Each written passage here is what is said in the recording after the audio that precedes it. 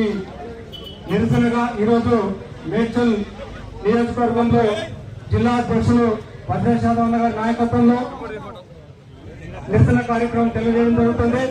ఈ కార్యక్రమానికి మాజీ ఎమ్మెల్యేలు కొనశ్రీశ్వరరావు గారు, అలాగే సుబ్బారెడ్డి గారు, మరియు కుప్పలాపూర్ నియోజకవర్గ ఇన్ఛార్జ్ కొల హనుమంతరెడ్డి గారు, ఉప్పల్ నియోజకవర్గ ఇన్ఛార్జ్ పరమేశ్వర రెడ్డి గారు, కుక్కట్పల్లి ఇన్ఛార్జ్ బండి రమేష్ గారు, అలాగే మల్కాజ్గిరి నియోజకవర్గ ఇన్ఛార్జ్ మాజీ ఎమ్మెల్యే మైనపల్లి హనుమంతరావు గారు, ఇక్కడికి వచ్చేసినటువంటి కాంగ్రెస్ పార్టీ నాయకులకు, కార్యకర్తలకు అందరికీ పేరు పేరున హృదయపూర్వక ధన్యవాదాలు తెలియజేసుకుంటూ, మోడీ గారు బాగా గుర్తుంచుకోవాలి.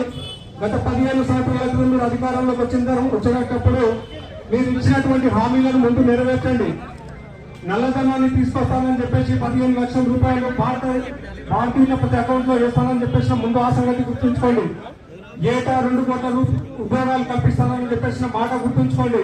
అలాగే మీరు ఎక్కడికక్కడ భారీ పరిశ్రమలు తీసుకొస్తానని చెప్పేసి 2014 ఎన్నికల హామీలో మీరు హామీ ఇచ్చారు. ఎక్కడ భారీ పరిశ్రమలు ఎక్కడ ఉన్నాయి జాతీయ స్థాయిలో, అటువంటివన్నీ విస్మరించి గతంలో యూపీఏ ప్రభుత్వం చేపట్టినటువంటి మంచి సంక్షేమ కార్యక్రమాల పేరు మారుతున్నప్పుడు మీరు శ్రీకారం చుట్టారు. ఇది మంచి పద్ధతి కాదు. పేద ప్రజల పొట్టగొట్టే విధంగా మీరు ఈ పథకాన్ని నిర్వహించే విధంగా మీరు చూస్తా ఉన్నారు.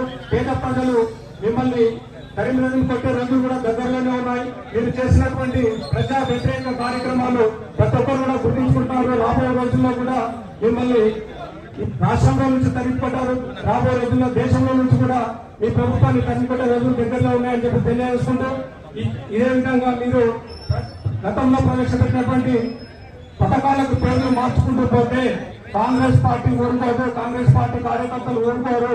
ఎక్కడికక్కడ కేంద్ర కార్యాలయాల వద్ద, కేంద్ర ప్రభుత్వ కార్యాలయాల వద్ద కూడా నిరసన కార్యక్రమాలు తెలియజేస్తారని చెప్పేసి హెచ్చరిస్తూ ఈ అవకాశం ఇచ్చినటువంటి పెద్దలందరికీ ధన్యవాదాలు తెలియజేస్తాం.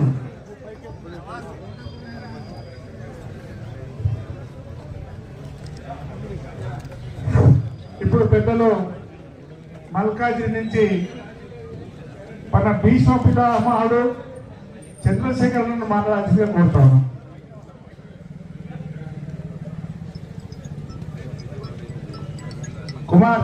పత్తి కుమార్ మీదికి రావాలి. ఈరోజు ప్రజా వ్యతిరేక ఉద్యమాన్ని మొదలుపెట్టి ఈరోజు ముఖ్యంగా పూజ్య బాపుని పేరు పైన గత యూపీఏ గవర్నమెంట్ లో ఉన్నటువంటి ప్రధాని మన్మోహన్ సింగ్ గారు, మన ప్రియతమ నాయకురాలు సోనియా గాంధీ గారు